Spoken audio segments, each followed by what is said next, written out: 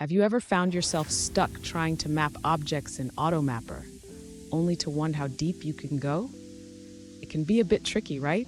If that's you, you're in the right place. Today, we're diving into how to define mapping levels in AutoMapper. I totally get it.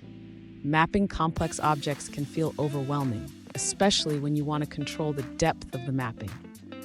You're not alone in this struggle. Many developers face similar challenges when working with AutoMapper.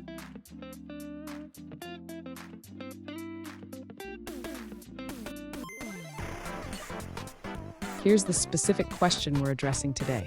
One user asked, when I map my class, is there a way to define how deep AutoMapper should map objects? They provided a class called foo and shared some pseudocode. Sound familiar? Let's explore this together. So what's the issue here?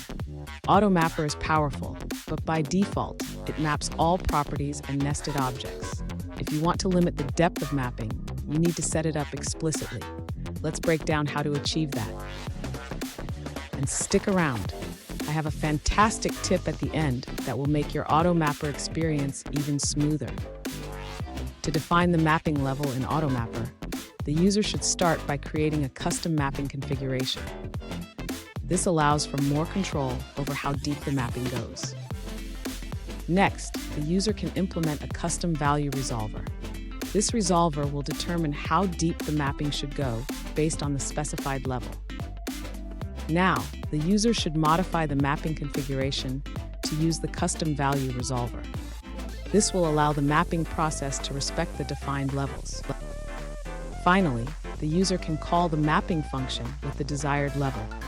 This will produce the mapped object according to the specified depth. Fun fact, did you know that AutoMapper was created to help developers avoid writing repetitive mapping code? It's like having a personal assistant for your object mapping. Now, let's look at the answers provided by other users. One alternative approach is to define a maximum depth for your mappings using AutoMapper. You can do this by specifying the max depth option when creating your map. For more detailed information, you can visit the AutoMapper documentation on GitHub. Here's the pro tip I promised. Always test your mappings after setting the levels. This ensures that everything is mapped correctly and saves you from unexpected surprises later on. And there you have it. You now know how to define mapping levels in AutoMapper. Remember, testing your mappings is crucial. If you found this video helpful, hit that subscribe button for more tips, and don't miss our next video where we dive deeper into AutoMapper features.